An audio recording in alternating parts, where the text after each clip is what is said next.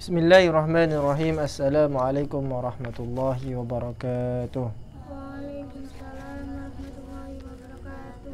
Alhamdulillahi wassalatu wassalamu ala rasulillah wa ala alihi wa sahbihi wa man walah wattaba'a hudah, amma ba'd. Kaum muslimin, kaum muslimat dimanapun anda berada, para santri Pondok Pesantren Bina Al-Quran Piting Sukodono Lumajang, alhamdulillah pada malam ini kita bisa melanjutkan kajian kitab Ta'limul Muta'allim Thariqat Ta'allum dalam keadaan sehat walafiat. Mudah-mudahan kita senantiasa berada di dalam lindungan Allah Subhanahu wa taala. Amin ya rabbal alamin. Salawat dan salam mudah-mudahan tetap tercurah limpahkan kepada junjungan kita Nabi Agung Nabi Muhammad sallallahu alaihi wasallam. Para pemirsa, para santri dimanapun anda berada, pada malam ini kita akan membahas suatu tema, yaitu hukum mempelajari kedokteran. Di halaman 13 kitab Ta'limul Muta'allim, musannif berkata, Bismillahirrahmanirrahim. Qala al-musannif rahimahullah wa nafa'ana bihi wa bi'ulumihi fid dharain amin. Allahumma illa idza ta'allama minan nujumi. Allahumma tu Allah,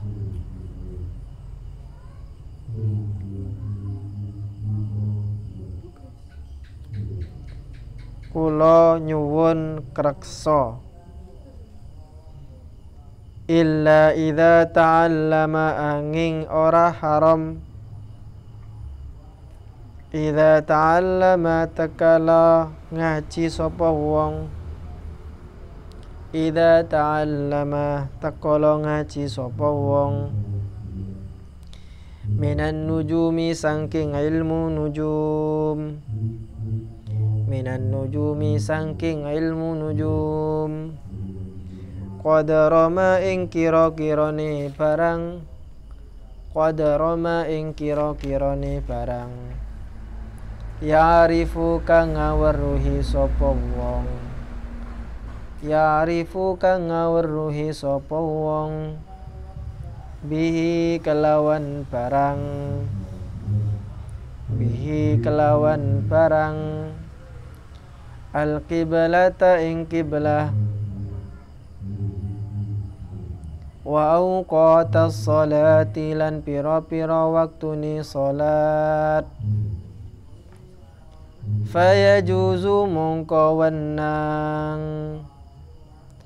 apa dzalika mengkono ilmun nujum.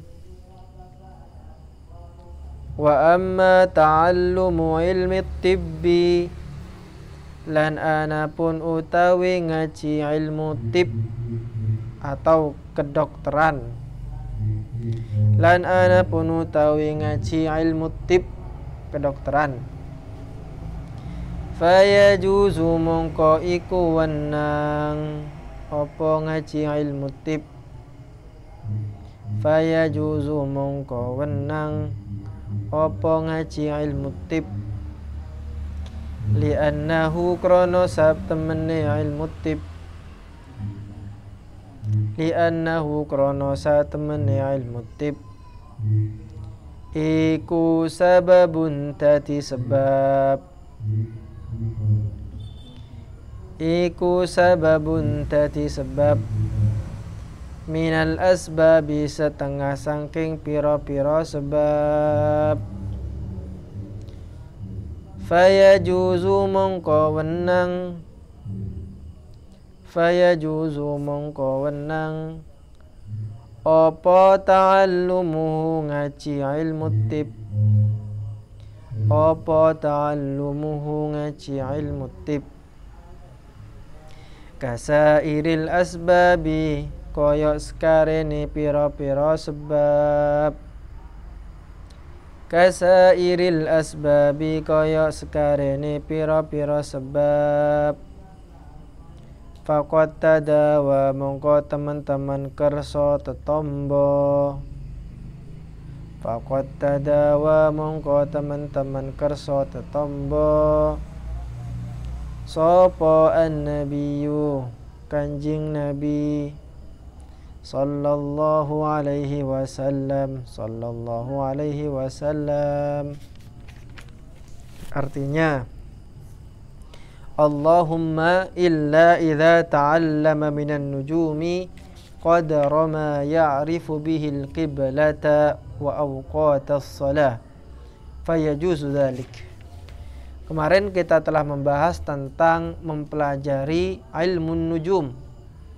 Apa yang dimaksud dengan ilmun nujum? Yaitu suatu ilmu yang mendasarkan kepada perhitungan bintang. Jadi bintang itu dihitung posisinya dan seterusnya. Kemudian dengan begitu mereka mengetahui hal-hal yang akan terjadi di masa mendatang. Ya, lebih dekat dengan seperti sihir, seperti itulah. Dia tahu, oh kalau orang ini yang punya bintang begini, maka dia tidak cocok, tidak akan berjodoh jika menikah dengan orang ini yang berbintang ini. Itu ilmu nujum. Maka di dalam Islam mempelajari ilmu nujum itu tidaklah boleh. Tidak boleh. Kecuali kalau dari maksud dipelajarinya ilmu nujum tadi untuk mengetahui arah kiblat. Untuk mengetahui arah kiblat atau untuk mengetahui waktu-waktu sholat, maka tidak apa-apa. Artinya apa? Sekali lagi, ilmu itu dikembalikan kepada fungsinya masing-masing. Jika fungsi ilmu itu digunakan untuk sebaik mungkin, untuk hal-hal yang positif, maka itu dianjurkan, dibolehkan, tidak apa-apa. Ada suatu pepatah Arab mengatakan, alimtu syarra la lisyarri walakin li'attaqi. Saya mempelajari, saya mengetahui kejelekan, asyar, kejelekan. La lisyarri, bukan maksudnya untuk saya melakukan kejelekan itu, bukan. Saya tahu ilmu pencak bukan berarti saya ingin menghabisi orang lain, ingin menzolimi orang lain, bukan. Walakin li'attaqi, supaya saya dengan ilmu yang saya pelajari itu bisa menjadi pelindung saya. Pelindung kalau ada orang yang macam-macam, ada maling, ada begal dan seterusnya. Sampean punya ilmu pencak, bagus itu. Tapi ilmu pencak yang sampean punya itu jangan sekali-kali digunakan untuk kejelekan. Sama juga dengan ilmu nujum tadi. Ilmu nujum jika digunakan untuk kejelekan, maka hukumnya tidak boleh. Tapi kalau digunakan untuk kebaikan, untuk mengetahui arah kiblat, untuk mengetahui waktu-waktu sholat, maka tidak apa-apa. Maka benang merahnya adalah ilmu apapun itu pada awalnya itu boleh-boleh saja. Mempelajari ilmu apapun itu boleh-boleh saja. Kecuali nanti kalau ilmu tersebut digunakan untuk hal-hal yang negatif, maka tidaklah boleh. Sampean niat mau belajar ilmu tentang mekanik, tentang perbengkelan, bagus.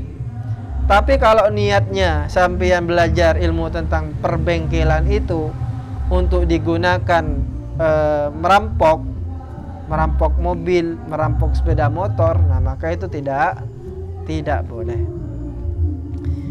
Kemudian pembahasan yang lain, wa amma ta'allumu ilmi tibbi fayajuzu. Adapun hukum mempelajari ilmu kedokteran, at-tib itu artinya kedokteran, pelakunya disebut tabib, dokter. Bagaimana hukum mempelajari ilmu kedokteran? Fayajuz, maka itu boleh. bahkan dianjurkan, bahkan hukumnya adalah fardu kifayah. Apa maksudnya fardu kifayah?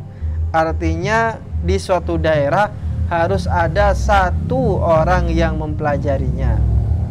Desa Beting, satu desa Kutornon, harus ada satu orang yang belajar ilmu kedokteran. Kenapa? Li'annahu sababun minal asbab. Karena ilmu kedokteran itu adalah salah satu sebab, salah satu sarana, salah satu wasilah untuk kita berobat. Ingat sekali lagi, seperti yang saya katakan tadi malam, yang menyembuhkan itu bukanlah dokter, yang menyembuhkan itu bukanlah obat, bukan ilmu kedokteran, bukan. Tetapi ingat bahwa ilmu kedokteran itu menjadi sebab, menjadi sarana, menjadi wasilah akan kesembuhan seseorang. Kalau mengobati tanpa ada ilmu, nah, bukan tambah sembuh, malah tambah parah. Malah tambah parah. Ada ilmunya. Karena sesuatu itu ketika kita pelajari, ternyata ada polanya masing-masing. Orang sakit gigi itu dipelajari oleh dokter-dokter terdahulu. Kemudian dari penelitian yang mereka lakukan, mereka menemukan kesimpulan-kesimpulan. Oh, kalau sakit gigi maka ini obatnya, ini obatnya. Oh, kalau pusing kepala ini obatnya, ini obatnya, dan seterusnya. Semuanya dipelajari, bukan asal-asalan. Fayajuz, maka boleh mempelajari itu. Kenapa?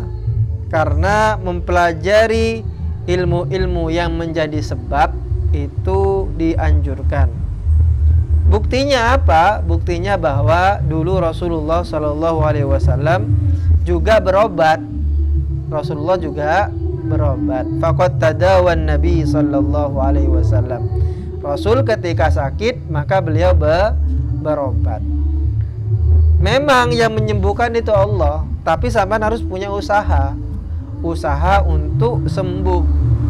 Caranya bagaimana? Datang kepada ahlinya, orang yang sudah ahli di bidang itu. Sampean sakit kepala, maka datanglah kepada dokter, jangan datang kepada tukang bengkel. Tukang bengkel memang memperbaiki, tapi bukan memperbaiki manusia, memperbaiki mobil dan sepeda motor. Sampean sakit gigi, sudah betul datang kepada dokter, tapi sampai datang kepada dokter hewan, cocok kepada cocok. Sakit gigi, bener sampean pergi ke dokter, tapi dokter hewan, cocok kepada cocok, enggak cocok.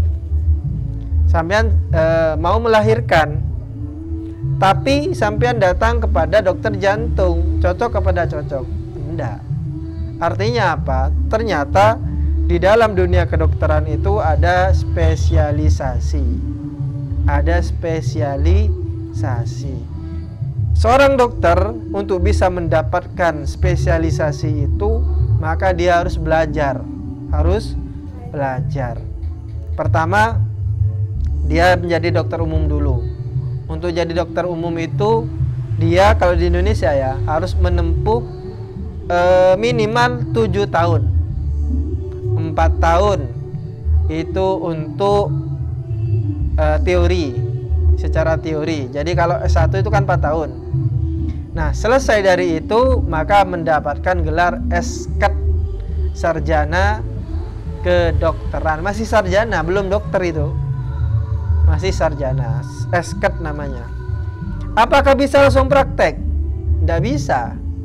Karena itu hanya teori saja mereka yang dapatkan. Maka wajib mengikuti yang disebut dengan koas. Koas itu 2 tahun. Selama 2 tahun itu dia mempraktekkan ilmu yang dia pelajari selama 4 tahun itu. Artinya 4 tahun tambah 2 tahun menjadi 6 tahun. Jadi 4 tahun ilmu secara teori dipelajari di kelas-kelas itu. Kemudian 2 tahun yaitu ilmu yang dipelajari secara praktek, langsung praktikum di rumah sakit. Ada putarannya. Sekarang putaran objin, yaitu tentang kandungan, maka dia akan berada di rumah sakit yang khusus dalam kandungan. Setelah itu dia putaran 2 bulan setelahnya, setelah ujian objin, dia ikut koas yang putaran rumah sakit jiwa. Dia dipindahkan habis itu, pindah ke rumah sakit jiwa di Malang, contohnya Lawang, di situ. Diuji lagi itu setelah putaran penyakit jiwa ini, ujian lagi. Kalau tidak lulus, ngulang lagi. Begitu seterusnya. Setelah lulus, maka dia pindah ke putaran yang lainnya, THT contohnya. Ada ujiannya setelah itu, begitu seterusnya. Intinya kalau dia lancar, maka dalam 2 tahun dia bisa lulus koas. Lulus koas. Apakah sudah dinyatakan sebagai dokter? Belum. Masih ada tes lagi ternyata. Ada namanya tes UKDI. Namanya UKDI. Apa UKDI itu? Yaitu tes terakhir. Seperti kita itu kalau aliyah atau MTS ada namanya ujian nasional. Nah, kedokteran juga sama, ada ujian nasionalnya. Baru kalau lulus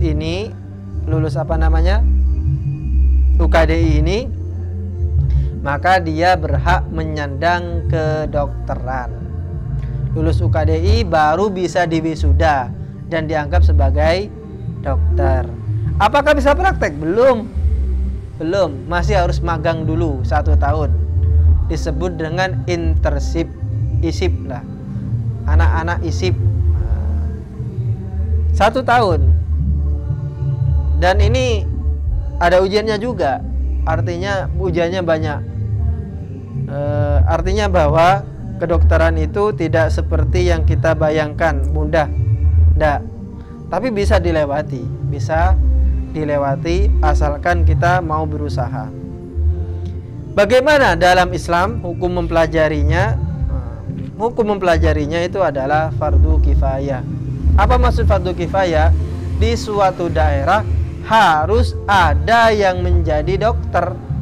Di Beting ini harus ada 1. Kalau lebih dari itu bagus malah.